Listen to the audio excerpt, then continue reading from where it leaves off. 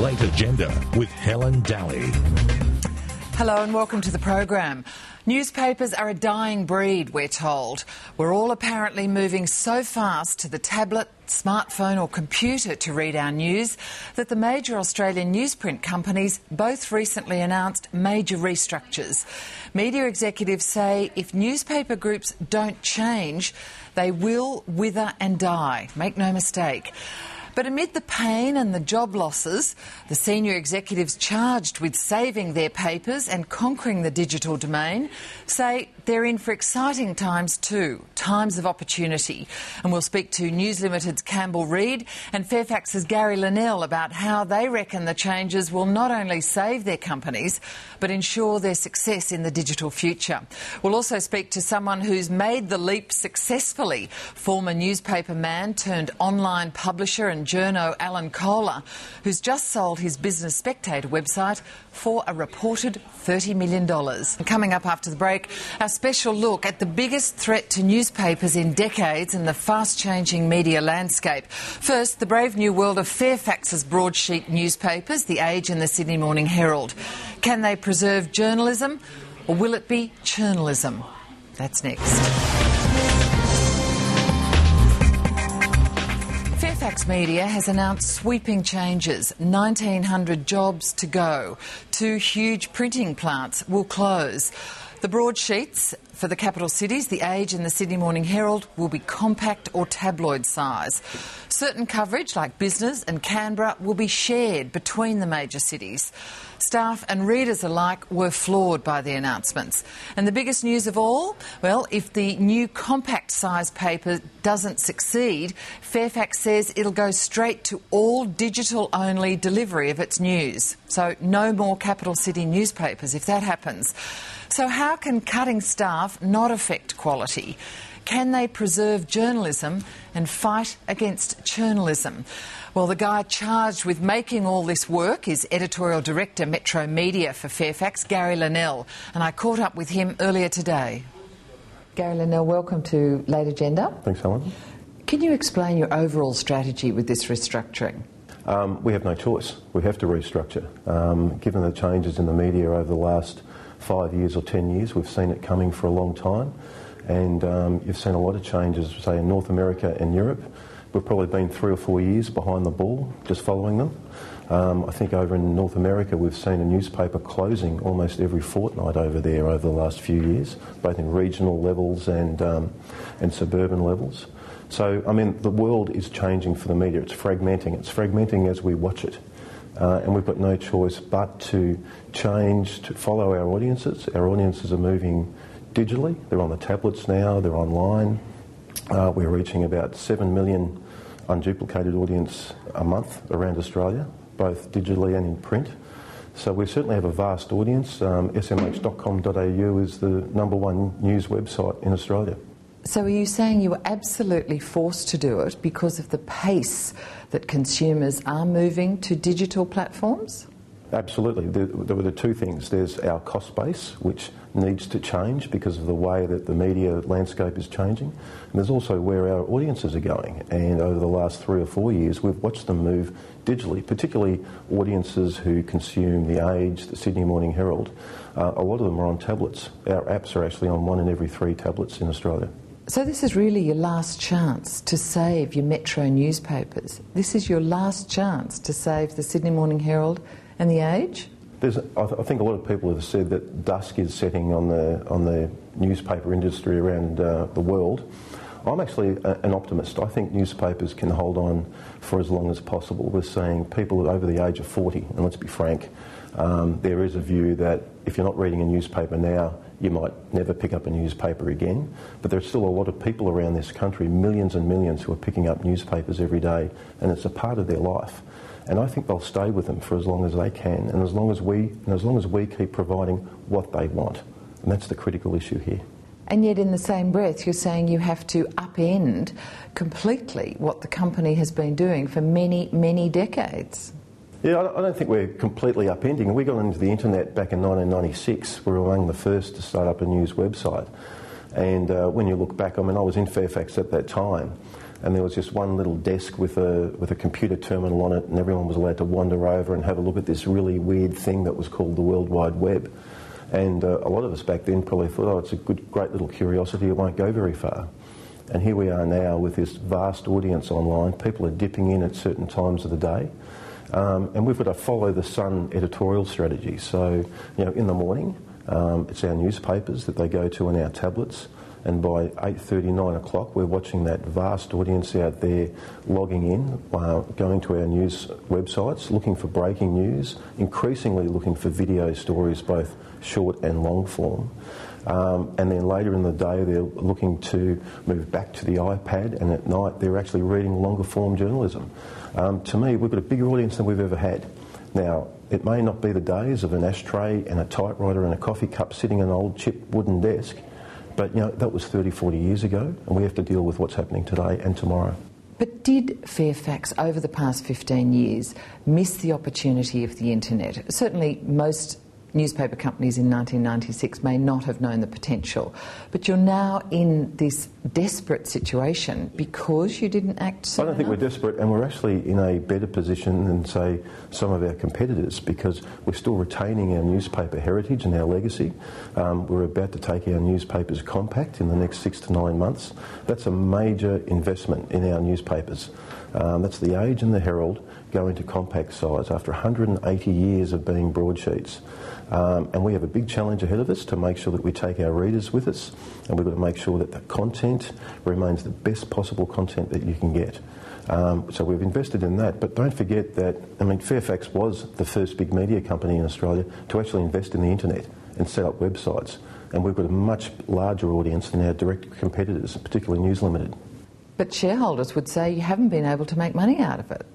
Well, show me people who are making vast sums of money out of the internet. The Daily Mail, the Mail Online, which is now the world's biggest news website online, they're only just scraping through at the moment. Well, what about car sales and Seek and all those companies that I guess it's long been said that Fairfax could have been part of? The rear view mirror is a wonderful thing, particularly in the media. I think we own more rear view mirrors in the media than just about any other craft or industry around. Everyone can look back in the past and say, well, you missed that opportunity, you missed it here, but we actually got in first. And I'm very happy that we did that. Moving to the compact format for your 2 broadsheets, a tabloid format, you've promised that editorial content will remain unchanged and that existing content will be retained. How are you going to do that? We're not going to do as much duplication, I guess, as we've seen in the past. Now, we've announced that about 150 editorial staff around the Metro division will be taking redundancy over the next couple of months. And that's a large number. We've got around about 850 staff all up. And a lot of people have said, well, how do you retain the quality? And my answer has been less duplication. So, we're not going to cover the same event using 3 or 4 different reporters. And I'll give you a great example. A couple of weeks ago when we made some announcements, the ABC, much to their credit or discredit, had 6 or 7 reporters, separate reporters calling me during the day, all wanting to ask the same question. Now, they're funded by taxpayers, and it's very lucky for them, and that's fantastic. We're not. We're a business. And we need to, drive profits for our shareholders and our investors. And we can't do that sort of thing. OK, so it's only by duplication or no duplication anymore that you're going to keep editorial standards unchanged? We are not changing editorial standards at Fairfax, and in fact we'll be lifting them even higher. Of course, this is what your readers and the communities of Sydney and Melbourne and also your staff care deeply about. How can you guarantee that quality journalism and the investment in that is maintained consistently if you're cutting costs all the time? Our audiences will decide that, both online and in print. They'll make that decision. And if we're not serving up good enough journalism for them, then they'll make that decision. Journalism lies at the heart of what Fairfax is. And we've put a stake in the ground recently, and we've said we are proud of our independent journalism. That's what we stand for. Quality is in the eye of the beholder. Independent journalism is not. You can't go and buy that anywhere. So are you saying that if your readers don't continually move to digital or read the compact version, that you won't be able to make the investment in quality journalism? We'll continue making that investment. I mean, we are committed to quality journalism. That is what Fairfax is about. That is what we hang our hat on. And, you know, it would be ridiculous and crazy for us to walk away from that, because then we just join the rest of the fray. You have a look out there at the moment, the media industry around the world and in Australia is a sea of noise. I call it Babylon, because that's what everyone's doing. They're babbling on all the time. And there's only ever, here and there, a few little gems that you can pick up where you say, wow, I didn't know that. And, you know, we're one of those places that people come to because they actually trust what our mastheads represent, that integrity, and that will continue. Can you guarantee that the voice of the two papers, the Sydney paper has a Sydney, New South Wales voice, The Age has a Melbourne, a Victorian voice, how can you guarantee that you keep those voices if you're essentially going to eventually go to one newsroom, East Coast newsroom, a national newsroom? Well, we're not going to go to, you know, one newsroom, you know, and then just throwing copy and content into each masthead. Very, very conscious we are that Fairfax is just the sum of its parts.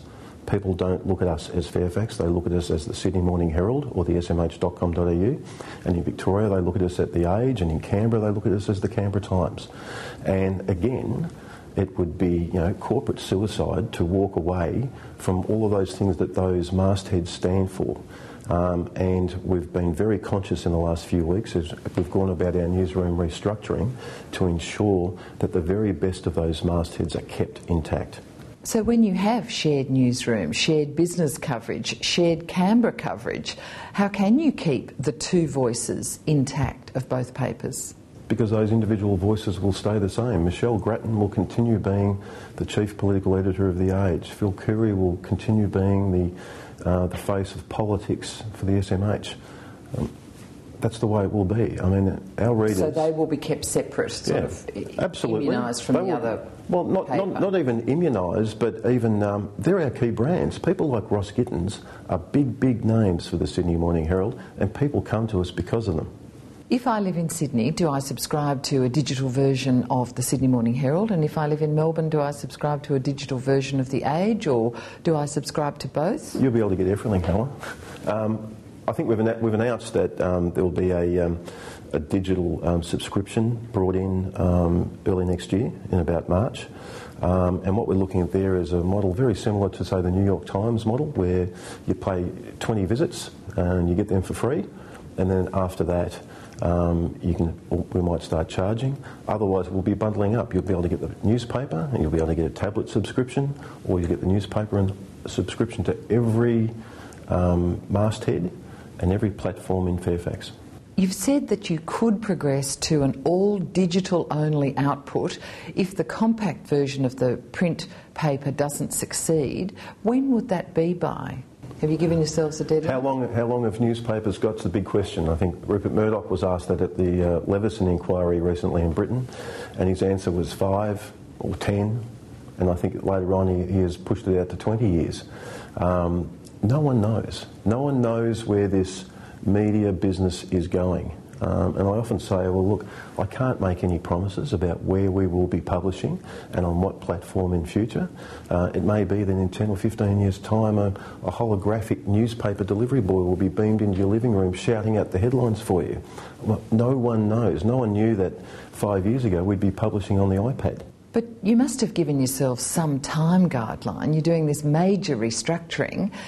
You must have said, if the print version, the new compact version, doesn't work, in 24 months or maybe 30 months, we'll dump it and move to digital. No, I mean, I'm not aware of any of that planning, and honestly I can say that. I know that, I mean, a company that doesn't do any future strategy and future planning would be crazy anyway, but no one can foresee what's coming because it's changing so rapidly, and we're in the eye of the biggest storm that has ever passed through media, probably for 500 years. This is unprecedented. No one has ever been here before, and to me that just means that we've got some great opportunities. Can you explain the business model a bit more? Because if the vast bulk of your profits and your revenue come from the print versions, why are you cannibalising them for the future? We're not cannibalising them because we're actually, the investment that will be required to go compact is quite large. I mean, there are large design teams. One of the reasons we're going compact, apart from a lot of readers and recent reader surveys saying we'd love you to be just a little bit smaller and become the ultimate mobile device, if you like, which I've always thought newspapers are, is our cost base. I mean, we have very large printing plants and they cost hundreds of millions of dollars to run every year. Now, if we lose those two major press plants that we have in Melbourne and Sydney, there are huge savings for this company, and we can actually reinvest a lot of that money back into the journalism. But it's a risk, isn't it? Because a lot of your profits and revenue come from newspapers now. Not that much comes from digital. And we are not running away from newspapers. And I think this compact, people need to understand that this move to compact is the most significant change to our papers in almost 2 centuries. I mean, that's a major investment, and we need to make that work, and we will make it work. The share price of Fairfax was around $5 several years ago. I know you're not directly responsible, you're not on the board, but it's now around 50 or 60 cents. Do you acknowledge this could be a risk that wrecks the company? What, the move towards digital? These changes. Every media company right now is at a real tipping point. There's no disguising that. But we've got a strategy in place. We've been out there and we've boldly said, this is where we think we're going, and we've acted on that strategy, and this is where Fairfax is heading, okay? And we've made it very, very clear. And if you can go out and find me another media company that has been so straightforward and transparent, I'm very keen to see them. Gina Rinehart is stalking the company. How would you feel if she had 2 board seats, maybe more? Do you think that could potentially hurt the business if she gets the editorial control that she seems to want? I mean, that's being played out right now, and it could be played out for weeks or months to come. Hey, if you've got the bucks, then you can buy your way onto the board, and if you really want to invest, then you have every right. That's how our economy works. We've stated our strategy. This is where we are editorially, and this is where we are as a company. And we're waiting now to see where Ms. Rinehart, what her strategy is and what her vision is for the company. Gary Linnell, thank you. Thanks, Helen. The changes don't stop there. Next, News Limited's Group Editorial Director Campbell Reid tells us why the urgency for such sweeping change in his organisation.